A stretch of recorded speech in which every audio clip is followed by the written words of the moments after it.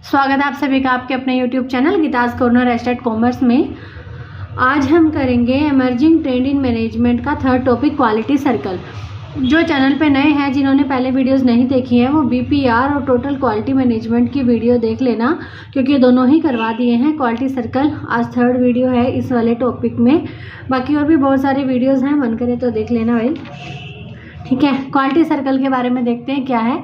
देखो, यह वो टेक्निक है जिसमें ना कर्मचारियों का एक समूह, एक ग्रुप ऑफ एम्प्लॉय, कर्मचारियों का एक समूह क्या करता है, किसी उत्पाद के प्रदर्शन या गुणवत्ता, परफॉर्मेंस और क्वालिटी ऑफ ए प्रोडक्ट से जुड़ी समस्याओं की पहचान करने और उन्हें हल करने के लिए सहभागी प्रबंधन का उपयोग करता है, पार्टिसिपेंट मैनेजमेंट का प्रयोग करता है। उसे कहते हैं क्वालिटी सर्कल।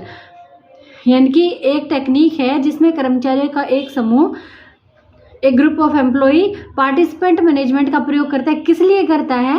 ताकि वो उत्पाद से जुड़ी समस्याओं की पहचान कर सके और उन्हें हल कर सके।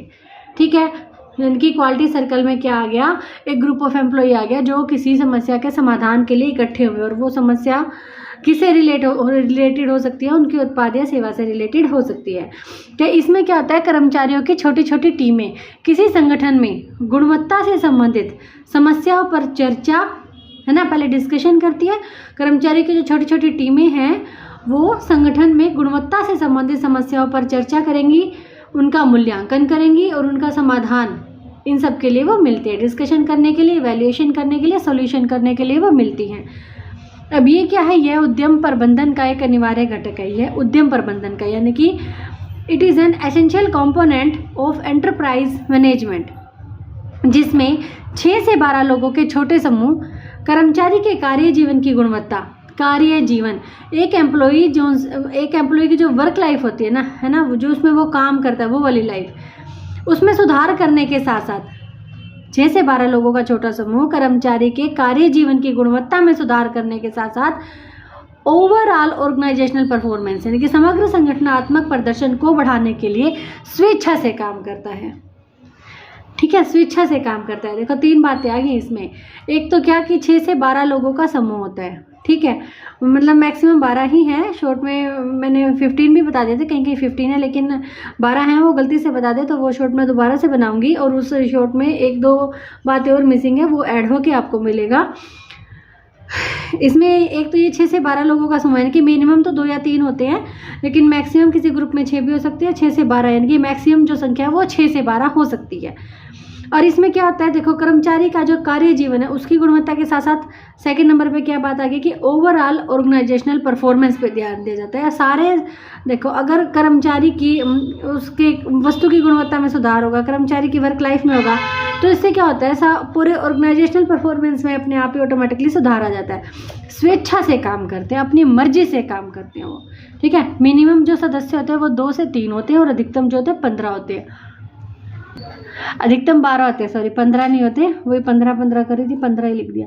अधिकतम 12 सदस्य होते हैं। इसे क्वालिटी कंट्रोल सर्कल भी कहते हैं, और ये उन वर्कर्स का ग्रुप है जो सेम और सिमिलर वर्क करते हैं। ठीक है, यानी कि इसमें कौन से बंदे इकट्ठे हो जाएंगे, जो सेम फील्ड से आते हैं। इसे बनाना ऐच्छिक है, बिल्कुल वॉलंटरी है, और इसमें no incentive is given to joining. इसमें क्वालिटी सर्कल का जो ग्रुप है, इसमें जब कोई बंदा ज्वाइन करता है, कोई वर्कर ज्वाइन करता है, तो उसे कोई प्रोत्साहन राशि नहीं दी जाती, ना ही ग्रुप छोड़ने पर उसे कोई सजा दी जाती है। और इस अवधारणा का प्रयोग, वेरी इंपॉर्टेंट क्वेश्चन है, इस अवधारणा का प्रयोग सबसे पहले कहाँ किया गया? सबसे पहले जापान में किया गया, 1962 में किया गया। और फादर ऑफ क्वालिटी सर्कल किसे कहा जाता है? काओरू इशिकावा को, Kaoru Ishikawa, doctor Kaoru Ishikawa को फादर ऑफ क्वालिटी सर्कल कहा जाता है। और इसका प्रयोग सबसे पहले जापान में किया गया, 1962 में किया गया। और यहाँ पे वर्कर क्या डिस्कस करते हैं? Workers discuss work related problems, not personal problems. ठीक है, अपने पर्सनल प्रॉब्लम को डिस्कस करने के लिए इकट्ठे नहीं होते हैं, वर्क रिलेटेड प्रॉब्लम को इकट्ठा डिस्कस करने के लिए इकट्ठे होते हैं। और की एलिमेंट्स क्या है, ये भी पेपर में आ सकता है कि कोऑपरेशन नॉट कन्फ्रंटेशन, सहयोग ना कि विरोध। और क्वालिटी सर्कल में सभी सदस्यों को एक ही कार्यक्षेत्र से आना चाहिए, एक ही जैसे फील्ड से होने चाहिए, ताकि वो सभी अपने द्वारा पहचाने गए मुद्दों से परिचित हो, यानी कि जिस चीज़ के ऊपर उन्हें काम करना है उससे वो परिचित होने चाहिए, जिससे समूह में उनकी भागीदारी को सुनिश्चित किया जा सके। और सदस्यों की संख्या इतनी अधिक भी नहीं होनी चाहिए कि उनमें से कोई भी भाग ही ना ले सके। और क्वालिटी सर्कल कर्मचारियों को समस्याओं के समाधान के लिए नवीन विचार विकसित करने के लिए भी प्रेरित करता है, नवीन विचार विकसित करने के लिए भी प्रेरित करता है ना। जब सब वर्कर्स इकट्ठे हो जाएंगे, उन्हें कहा जाएगा कि आपके सामने ये फला समस्या और उसका आपको सोल्यूशन ढूंढना है, तो जो इनोवेशन होती है ना, जो उनके माइंड में नए नए विचार आते हैं, वो उससे भी विकसित होने में एक एम्प्लॉई की इससे प्रोग्रेस होती है। अगर वो नए नए विचार लेकर आता है, नए विचार अगर अच्छे लगते हैं, उसे अपना लिया जाता है। और एक क्वालिटी सर्कल क्या करेगा, टीम वर्क और कोऑपरेशन को बढ़ाता है। टीम वर्क क्यों, क्योंकि यहाँ पे ये इसमें टीम में काम करते हैं लोग, और टीम वर्क इससे उनके बीच में आता है, वर्कर्स के बीच में। और कोऑपरेशन बढ़ता है क्योंकि उन्हें साथ मिलके काम करना होता है और अपनी मर्जी से वो लोग इकट्ठा जुड़ते हैं। अब देखो स्ट्रक्चर ऑफ क्वालिटी सर्कल। अच्छा, ये जो क्वालिटी सर्कल का जो ये ग्रुप बनता है, अब ये ग्रुप जो है ना कैसे बनता है, सबसे पहले स्टीयरिंग कमेटी के बारे में देखते हैं। संचालन समिति, संचालन जो इन ग्रुप्स को ऑपरेट करती है, संचालन समिति में कौन कौन होता है, देखो इसकी देखरेख वरिष्ठ कार्यकारी यानी कि सीनियर एग्जीक्यूटिव के द्वारा की जाती है। इसकी देखरेख किसके द्वारा की जाती है, सीनियर एग्जीक्यूटिव के द्वारा। और ये जो स्टीयरिंग कमेटी होती है ना, इसमें शीर्ष पर कौन होता है, टॉप पे कौन होता है, representative of HRD and management, यानी कि मानव संसाधन विकास और प्रबंधन के प्रतिनिधि। रिप्रेजेंटेटिव ऑफ किसके, ह्यूमन रिसोर्स डेवलपमेंट की, और मैनेजमेंट के रिप्रेजेंटेटिव इसमें बिल्कुल शीर्ष पे होते हैं, टॉप पे होती है। अभी फिर ये क्या करती है, स्टीयरिंग कमेटी क्या करती है, यह समिति विभिन्न रणनीतियों को, स्ट्रेटेजी और पॉलिसी, ये टॉप लेवल पे बनती है ना, तो ये टॉप लेवल के बंदे उठा लिए इन्होंने। तो यह समिति विभिन्न रणनीतियों और नीतियों को बनाने और लागू करने के लिए जिम्मेदार है, जो कार्यक्रम को उचित दिशा में निर्देशित करते हैं, यानी कि जो वर्कर काम करते हैं उन्हें ये डायरेक्ट करते हैं। स्टीयरिंग कमेटी उन्हें डायरेक्ट करती है। फिर एक बंदा आता है कोऑर्डिनेटर। अब कोऑर्डिनेटर कौन होता है, कोऑर्डिनेटर होता है incharge administrative officer of management, management का इंचार्ज एडमिनिस्ट्रेटिव ऑफिसर, कार्यों की निगरानी और कार्यक्रम के प्रबंधन का प्रभारी प्रशासनिक अधिकारी इसका कोऑर्डिनेटर होता है। इंचार्ज एडमिनिस्ट्रेटिव ऑफिसर होता है, incharge administrative officer of management इसका कोऑर्डिनेटर होता है। और फैसिलिटेटर जो सुविधा देता है, यह है सुपरवाइजिंग ऑफिसर। कई क्वालिटी सर्कल के संचालन की व्यवस्था करने के लिए जितने भी हमारे सर्कल लीडर्स हैं ना, उनके साथ काम करता है, यानी कि ये फैसिलिटी प्रोवाइड करता है। तो तीन जो है वो स्ट्रक्चर में आ जाता है। एक स्टीयरिंग कमेटी आ गई, स्टीयरिंग कमेटी में है कौन होता है, टॉप पे representative of HRD and management. Second number पे कोऑर्डिनेटर होता है जो इंचार्ज एडमिनिस्ट्रेटिव ऑफिसर होता है मैनेजमेंट का। थर्ड पे आता है फैसिलिटेटर। अब आ जाती है हमारी प्रोसेस, जो कि बहुत ही ज़्यादा इंपॉर्टेंट है। पेपर में अगर क्वालिटी सर्कल के बारे में पूछ लिया था, क्योंकि पिछले एग्जाम में बीपीआर के बारे में पूछा गया था, तो वीडियो देखना, उसमें पूरा बीपीआर का बता रखा है जो भी हमें लिखना था। ठीक है, अब यहाँ पे प्रोसेस जो आती है वो क्वालिटी सर्कल की आती है। सबसे पहले क्या जाएगा, क्वालिटी सर्कल की फॉर्मेशन करनी है। जो ग्रुप होता है ना वो फॉर्मुलेट करना है। क्वालिटी सर्कल का फॉर्मुलेशन आ जाएगा। इसमें आमतौर पर 6 से 12 सदस्यों का एक छोटा समूह बनाना शामिल है, जो सामूहिक रूप से अपने ज्ञान और कौशल की गुणवत्ता में सुधार करने के लिए काम कर सकते हैं। यानी कि ये सभी लोग क्या करते हैं, अपने ज्ञान और कौशल की गुणवत्ता में सुधार करने के लिए काम कर सकते हैं। यहाँ पे बस ये बताना है कि सबसे पहले 6 से 12 सदस्यों का एक समूह बना दिया है, जो कि अब साथ मिलकर काम करने वाले हैं। जब 6 से 12 लोग मिल तो गए हैं, अब क्या करेंगे, अब उन्हें ट्रेनिंग देंगे। तो सेकंड स्टेप जो है प्रोसेस का हो जाएगा ट्रेनिंग, प्रशिक्षण देना। इसमें एम्प्लॉइज़ को टीम वर्क के लिए ट्रेनिंग दी जाती है, कैसे आप लोगों को मिलकर काम करना है। कम्युनिकेशन स्किल, संचार कौशल उन्हें सिखाए जाते हैं। प्रॉब्लम सॉल्विंग टेक्निक, समस्या समाधान तकनीक आदि में उन्हें ट्रेनिंग दी जाती है, प्रशिक्षण दिया जाता है। ट्रेनिंग भी दे दी। अब नंबर 3 पे प्रोजेक्ट का सिलेक्शन आ गया कि अब उन्हें कहाँ पे काम करना है। परियोजना का चयन, इसमें संगठन में सुधार की आवश्यकता वाले क्षेत्रों की पहचान करना शामिल है, यानी कि वो एरिया ढूंढे जाते हैं जहाँ पे इंप्रूवमेंट की आवश्यकता है, इंप्रूवमेंट की नीड है। इस उद्देश्य के लिए कई विचार मंथन सत्र आयोजित किए जाते हैं, कई सेशन आयोजित करेंगे, है ना, और उन विचारों को लिखते हैं जिन्हें उनके अनुभवों और निगरानी के आधार पर चुना जा सकता है। अब यहाँ पे इन्होंने परियोजना भी चुन ली, प्रोजेक्ट का सिलेक्शन कर लिया कि कहाँ पर इन्हें काम करना है। अब ये प्रॉब्लम को आइडेंटिफिकेशन करेंगे समस्या की पहचान करेंगे। समस्या और उसके कारण, इन दोनों की पहचान करने के लिए अब डाटा को इकट्ठा किया जाएगा और उसकी जांच की जाएगी। ठीक है, समस्या और उसके कारणों की पहचान करने के लिए डाटा इकट्ठा किया जाता है, उसकी पहचान की जाती है। नंबर 5 क्या जाता है हमारा प्रोसेस का स्टेप, फॉर्मुलेशन एंड सॉल्यूशन, समाधान का निर्माण। फॉर्मुलेशन ऑफ सॉल्यूशन, समाधान का निर्माण कैसे करेंगे। देखो, समस्याओं को पहचान लिया, उसकी जांच कर रही है, अब समस्याओं का विश्लेषण करेंगे, एनालिसिस करेंगे और उसका समाधान पर विचार किया जाता है, उन्हें तैयार किया जाता है। जितने भी हमारे पास पॉसिबल सॉल्यूशंस हैं उनको लिख लिया जाएगा, उसमें से सबसे बेटर अल्टरनेट जो है उसे चुन लिया जाता है। विभिन्न विकल्पों में से सबसे अच्छा समाधान चुन लिया जाता है। उसके बाद अब चुन लिया, सिलेक्शन कर लिया, सिलेक्शन एंड इम्प्लीमेंटेशन, अब उसको चुन लेंगे और उसको लागू कर देंगे। समाधान का चयन किया जाता है और उसे लागू किया जाता है। लागू करने के लिए क्या करेंगे, अब हम एक इम्प्लीमेंटेशन स्ट्रैटेजी बनाई जाती है।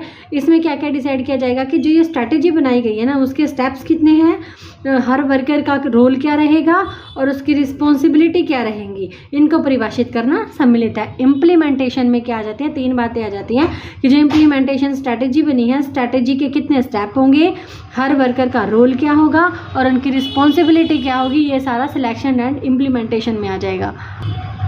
इसके बाद आता है रिव्यू एंड इवैल्यूएशन। रिव्यू देखिए, समीक्षा करेंगे, मूल्यांकन करेंगे। अब इसमें ना रिव्यू करेंगे, समीक्षा वास्तविक परिणामों की वांछित लक्ष्यों से तुलना, इनकी जो एक्चुअल में रिजल्ट आए हैं और जो डिजायर्ड रिजल्ट थे उनका कंपैरिजन करेंगे। जो डेविएशंस हैं, विचलन है, जो उनकी पहचान की जाती है और अगर कोई आवश्यक परिवर्तन हो तो वो भी किया जाता है। रिव्यू एंड इवैल्यूएशन इसमें आ जाएगा। फिर अब सब कुछ काम कर लिया, रिव्यू भी कर लिया, इवैल्यूएशन भी कर लिया, डेविएशंस थे जो उनका भी पता लगा लिया, जो चेंजेस है वो भी कर लिए। फिर अभी सबके बाद अभी भी क्या जरूरत पड़ेगी प्रोसेस में, प्रोसेस पूरे 10 स्टेप्स की है। नंबर 8 पे आ जाता है डॉक्यूमेंटेशन, यानी कि दस्तावेजीकरण। इस चरण में पूरी प्रक्रिया को ना रिकॉर्ड किया जाएगा, जितने भी स्टेप्स किए हैं वो सारा रिकॉर्ड करेंगे और संगठन के अन्य विभागों से सीखे गए सबक साझा किए जाते हैं डॉक्यूमेंटेशन में। फिर है रिवार्ड एंड रिकॉग्निशन, पुरस्कार तथा मान्यताएं। टीम के सदस्यों को निरंतर सुधार के लिए प्रेरित और प्रोत्साहित करने के लिए आप क्या देंगे, यहाँ पर रिवार्ड देंगे, रिकॉग्निशन, उन्हें पुरस्कार और मान्यता दी जाती है। और नंबर 10 पे आ गया स्टैंडर्डाइजेशन, यानी कि मानकीकरण। गुणवत्ता में निरंतर सुधार के उद्देश्य से सफल समाधानों को मौजूदा प्रक्रिया में शामिल कर लिया जाता है, यानी कि उनका स्टैंडर्डाइजेशन कर दिया जाता है। ये थी हमारे पूरे 10 के 10 स्टेप। अब आ जाते हैं objective and benefit of quality control circle. एक बार स्टेप्स को एक बार दोबारा देख लेते हैं पॉइंट टू पॉइंट। सबसे पहले क्वालिटी सर्कल की फॉर्मेशन की गई, गठन किया गया, एम्प्लॉयज़ को ट्रेनिंग दी गई, प्रोजेक्ट का सिलेक्शन किया, प्रॉब्लम को आइडेंटिफाई किया, फॉर्मुलेशन ऑफ सॉल्यूशन निकाला, समाधान निकाला, फिर उसको सिलेक्ट किया और इम्प्लीमेंटेशन किया, रिव्यू एंड इवैल्यूएशन, फिर डॉक्यूमेंटेशन किया, रिवार्ड एंड रिकॉग्निशन दिया और स्टैंडर्डाइजेशन कर दिया। अब क्या ऑब्जेक्टिव आ जाए या फिर बेनिफिट्स आ जाए क्वालिटी कंट्रोल सर्कल या क्वालिटी सर्कल के, तो ये सारे उसके अंदर लिखने हैं। ठीक है, ऐसे तो ये बना के भी लिख सकते हैं अपने कॉमर्स के स्टूडेंट, क्योंकि हमने जैसे पूरा देख लिया क्वालिटी सर्कल होता क्या है। ग्रुप में लोग काम करते हैं, एक दूसरे के साथ मिल के काम करते हैं, लड़ाई झगड़े की कोई जगह ही नहीं है यहाँ पे। तो अब इसके क्या ऑब्जेक्टिव यानी कि क्या बेनिफिट्स होते हैं। सबसे पहले स्किल डेवलप होती है। स्किल डेवलप कैसे है, skill develop through training. Training में देखा ना 3 तरह से कैसे उन्हें ट्रेनिंग दी गई, टीम वर्क करने की ट्रेनिंग दी गई, उन्हें कम्युनिकेशन स्किल दिया गया, उन्हें प्रॉब्लम सॉल्विंग की टेक्निक सिखाई गई, तो ये उनका स्किल डेवलपमेंट हो गया। सेकेंड, क्वालिटी इंप्रूवमेंट हुई, जिस भी प्रोडक्ट की क्वालिटी के ऊपर वो काम कर रहे थे वो इम्प्रूव होगी। तीसरा, एम्प्लॉय भी सेटिस्फाई हुए हैं। कैसे सेटिस्फाई हुए, जब उन्होंने जो अच्छा काम किया है ना उसके बदले में उन्हें रिवार्ड मिला, रिकॉग्निशन मिले, तो इससे एम्प्लॉय भी सेटिस्फाई होते हैं।